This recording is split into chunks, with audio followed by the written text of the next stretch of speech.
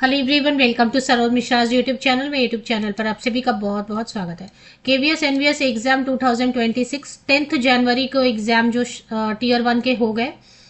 तो इंग्लिश वाला जो पोर्शन है वो इंग्लिश के 10 क्वेश्चन है, 10 प्रश्न है इंग्लिश में। उसका क्वेश्चन और आंसर दोनों डिस्कस कर लेते हैं कि क्या क्या क्वेश्चन और उसके आंसर क्या क्या है। तो इस वीडियो में क्वेश्चन एंड आंसर दोनों जो है वो डिस्कस करते हैं। टीयर 1 10th जनवरी 2026 को जिनके एग्जाम्स हो गए, बाकी लोग भी देख सकते हैं जिनके एग्जाम हुए वो भी चेक कर सकते हैं एक बार। अगर आप में से कोई ऐसा है जो एग्जाम दे के आया है तो वो बता सकते हैं कि आपका क्वेश्चन पेपर था कौन सा इसका। तो पहला क्वेश्चन है language competency test, question number 81 to 90 English के क्वेश्चन है, 10 क्वेश्चन टोटल। चूज द मतलब 10 क्वेश्चन 3 मार्क्स के, तो मतलब 30 मार्क्स के हैं इंग्लिश का। Choose the option opposite in meaning to the word given below, मतलब अपोजिट मीनिंग आ रहा है, पूछ रहे हैं। डॉन दिया हुआ है, डॉन का मतलब होता है भोर, मतलब अर्ली मॉर्निंग, तो इसका अपोजिट पूछ रहे हैं, सेम नहीं। Sunrise, morning, dusk and dark, तो डार्क नहीं होता है, सनराइज और मॉर्निंग तो वही हो गया, सुबह का टाइम हो गया, तो डस्क होता है।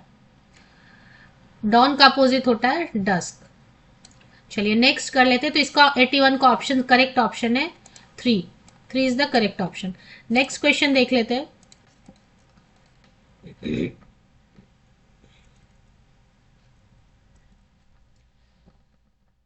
Choose the option in which the following jumbled groups of words can be correctly rearrange to form a meaningful sentence, मतलब आपको सेंटेंस जो एक पूरा सेंटेंस तोड़ तोड़ के दिया 4 हिस्से में। अब चारों हिस्से को ऐसे मिलाइए कि वो एक मीनिंगफुल जो है ना, अर्थपूर्ण पूरा वाक्य बन जाए। एक पूरा वाक्य है शुरू से लेके अंत तक को, उसको 4 हिस्सों में तोड़ा ए बी सी डी में। अब उसको सही सही उसको जोड़िए, इस तरीके से जोड़ दीजिए, सीक्वेंस बनाइए कि वो पूरा का पूरा संपूर्ण जो एक अर्थपूर्ण वाक्य मीनिंगफुल सेंटेंस बन जाए। तो पहले में दिया too many science fiction movies, against B में दिया against their human masters, we have seen, and D में दिया अबाउट रोबोट्स रिबेलिंग। तो इसको बार बार पढ़ेंगे तो समझ में आएगा कि सबसे पहले वी हैव सीन, सबसे पहले we have seen C, we have seen too many, हमने क्या देखा, too many science fiction movies, हमने क्या देखा, वी हैव सीन, हमने बहुत सारे साइंस फिक्शन वाले मूवीज देखे। तो करेक्ट ऐसा चलता जा रहा है, सी पहले लग रहा है, फिर ए, उसके बाद फिर आप देखें यहाँ पे मूवीज कैसे थे, अबाउट रोबोट्स रिबेलिंग, कैसे मूवीज थे वो, अबाउट रोबोट रिबेलिंग। फिर लास्ट यही बचा अगेंस्ट देयर ह्यूमन मास्टर्स। तो सी ए डी बी कहाँ पे दिख रहा है आपको, C A D B, C A D B, C A D B यहाँ पे दिख रहा है। तो option 4 is the correct option. ठीक है, ऐसे आपको मीनिंगफुल बनाना है। पहला एक पकड़ना है, फिर दूसरा उससे अपने आप पकड़ में आने लगता है कि हाँ इसके बाद तो यही होगा।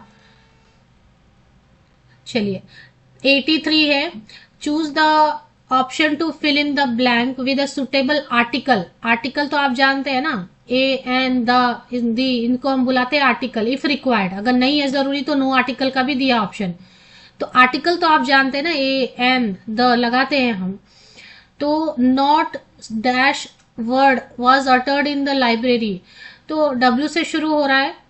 एक तो जो होता है ना कि वॉवेल से शुरू होता है तो हम एन लगाते हैं, और ए ई आई ओ यू ऐसे है ना, ए ई आई ओ यू से शुरू होता है, या इसके जैसे जैसे एन एप्पल करते हैं। अगर एप्पल रहता तो हम लिखते हैं एन एप्पल, क्योंकि वो क्या हुआ, ए से शुरू हुआ, वोवेल से शुरू हुआ। अगर यू से भी शुरू हुआ तो ऐसे नहीं, एन अम्ब्रेला, अम्ब्रेला अगर होता है यू से शुरू हुआ, बट अम्ब्रेला, एन अम्ब्रेला लगाते हैं ना। तो जो भी वोवेल है ए ई आई ओ यू, तो वो उससे शुरू होता है तो हम क्या लगाते हैं, एन लगाते हैं। एन एग, एन एग ई से शुरू हुआ तो हम क्या लगाते हैं, एन एग, है ना। तो ये क्या है, वोवेल से शुरू नहीं हुआ है, ये कॉन्सोनेंट है डब्ल्यू, तो क्या लगेगा, A. Not a word was uttered in the library, अभी शॉर्ट में मैं बता रही हूँ, अभी क्लास तो नहीं ले सकता है ना कोई। तो not a word was uttered in the library, क्योंकि ये वोवेल से शुरू नहीं हुआ, कॉन्सोनेंट से शुरू हुआ, तो इसलिए ये करेक्ट आंसर 83 का 2। चलिए नेक्स्ट जो है इसका 83 का तो हो गया। 84 में है, 83 में जो है ना 84 में identify the clause of the underline part of the given sentence. पढ़ लीजिए क्लॉज, जाके गूगल कीजिए और क्लॉज थोड़ा पढ़ लीजिए, क्लॉज पे क्वेश्चन आ रहा है। He could not give a reply to the question that I asked him. He could not, वो जवाब नहीं दे सका प्रश्न का, दैट आई, जो मैंने पूछा, जो मैंने, तो किस टाइप के प्रश्न को नहीं जवाब दे पाया, जो मैंने पूछा, तो ये एडजेक्टिव क्लाउज है ना, विशेषता बता रहा है किस कैसे प्रश्न को नहीं जवाब दिया, जो मैंने पूछा, तो ये हो गया एडजेक्टिव क्लाउज। तो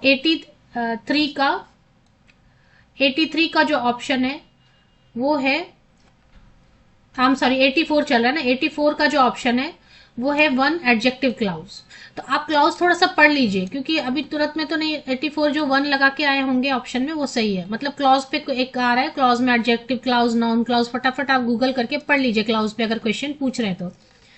नेक्स्ट जो है 85, तो 84 का ऑप्शन नंबर 1 एडजेक्टिव क्लाउज। 85 का देखेंगे, 85 में पूछ रहे हैं choose the option which correctly fills in the blank.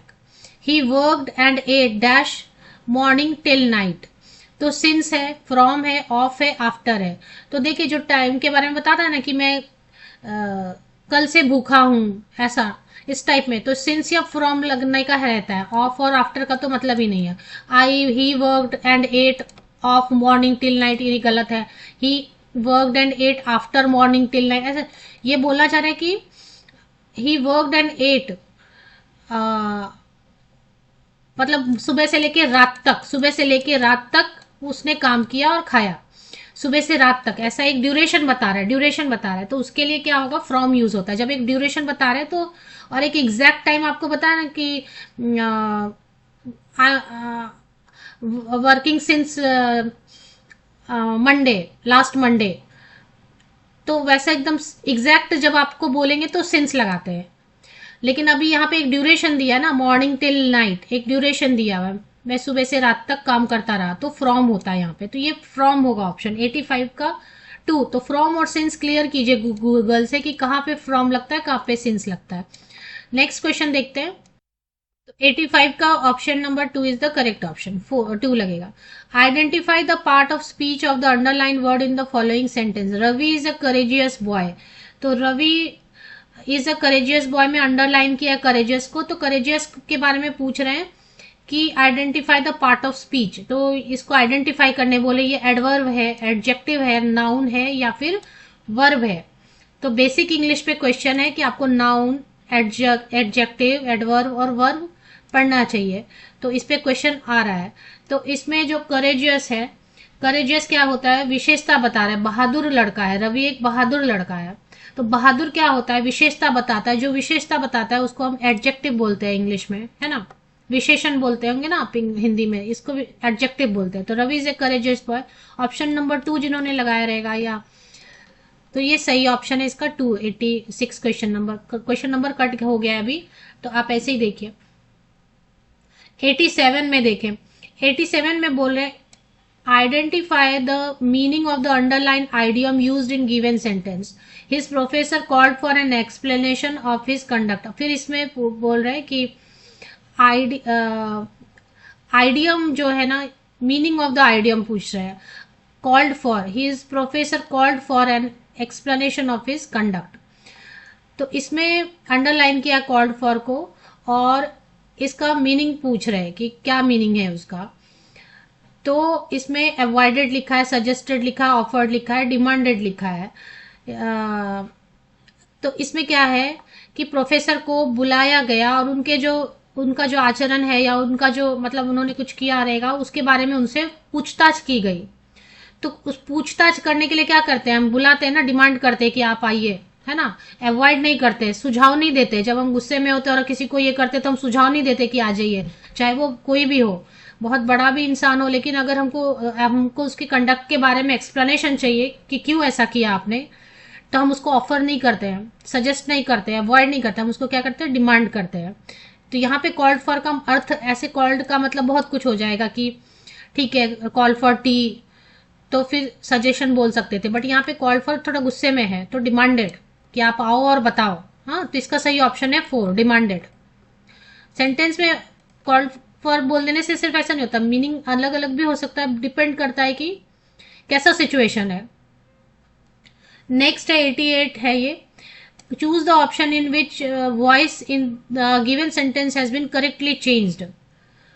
तो वॉइस चेंज करने का है। अब इसमें क्या क्या पूछ रहे हैं कि the electric wires have been cut, तो इसमें वॉइस चेंज करना है। तो अभी इसमें someone has cut the electrical wire, someone cut the electrical wire, someone did cut the electrical wire, someone has been cutting the electrical wire, electrical wires have been cut। तो इसका यही रहेगा, someone has cut the electrical wires. इसका voice change करेंगे। Voice आप पढ़ लीजिए, passive voice, active voice, ये पढ़िए आप, क्योंकि थोड़ा पढ़ना पड़ेगा इसको। The electrical wires have been cut का हो जाएगा someone has cut the electrical wires. तो जिसने भी वन लगाया रहेगा इसका सही ऑप्शन है वन,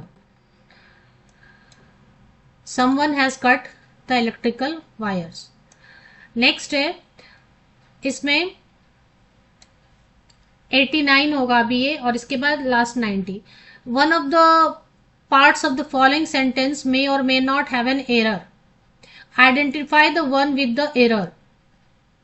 तो देखिए इसमें idioms used to convey a message in a more creative way are like the spice that make your writing flavorful। मुहावरे, idioms, मुहावरे जब हम यूज करते हैं ना कि आफत आ गई, 9 2 11 होना, तो हम उसको क्रिएटिव वे में लिखते हैं। 9 2 11 होना मतलब भाग जाना, बोलने से अच्छा हमको लगता है अरे वो तो 9 2 11 हो गए है ना, आइडियम्स। तो आइडियम्स को यूज करते हैं कन्वे करने के लिए, मैसेज को क्रिएटिव वे में, मसालेदार बनाने के लिए, जिससे कि और जो है ना वो मजेदार हो जाता है। जब हम कुछ लिखते हैं या बोलते हैं तो वो मजेदार लगता है ना। 9 2 11 हो गए, क्या बोलते हैं, आटा गीला होना है ना। तो मतलब पैसे की कमी है तो और आटा भी गीला हो गया। तो अभी इसमें क्या बोल रहे हैं कि इसमें एरर कहाँ पे है, सब तो सही सही लग रहा है। तो देखिए आइडियम्स यूज टू कन्वे नहीं, आइडियम्स आर यूज टू होना चाहिए, idioms are use to convey. तो यहाँ आर मिसिंग है, तो मोस्टली यही वाला जो ऑप्शन है इसको एक बार देख लीजिए। बाकी तो आर लाइक द स्पाइस, ठीक है, a message in a more creative way, ठीक है, that make your writing flavourful, ये भी ठीक है। आइडियम्स आर यहाँ पे मिसिंग हो रहा, आर लिखना था, idioms are use to convey. तो इसमें एरर है, गलती यहाँ पर है। गलती पूछ रहे हैं कौन से, इसमें चारों में कहाँ गलत है, तो ए में गलत लग रहा है। अब इस पे आप अपना कमेंट दे सकते हैं अगर आपको लग रहा है कुछ और। तो लास्ट क्वेश्चन है इसका, choose the option nearest, nearest in meaning to the word given below. मतलब एकदम एग्जैक्ट आपको कोई मतलब नहीं भी लग रहा है तो नियरेस्ट इससे लगभग कौन सा मिलता जुलता है। इनॉर्मस का लगभग मीनिंग वीक नहीं होता, इनॉर्मस मतलब बहुत बड़ा, ह्यूज टाइप का। वीक मतलब तो कमजोर, टाइनी मतलब छोटा, स्ट्रांग मतलब मजबूत होता है, इनॉर्मस मतलब बड़ा, बृहत, बहुत बड़ा। तो वास्ट, वास्ट एक्सप्लेनेशन मतलब बहुत बड़ा, विस्तार से एक्सप्लेन किया, और इनॉर्मस में मतलब भी लगभग बहुत बड़ा, बहुत बड़ा। तो ये दोनों सिमिलर है। तो इनॉर्मस का जो नियरेस्ट मीनिंग या सिमिलर मीनिंग है थर्ड वाला। तो इसका सही ऑप्शन है 90 का 3। आप में से कोई पेपर ये वाला देके आए हैं क्या, तो आप लिख सकते हैं कौन सा पेपर है और कौन सा पोस्ट का पेपर था ये।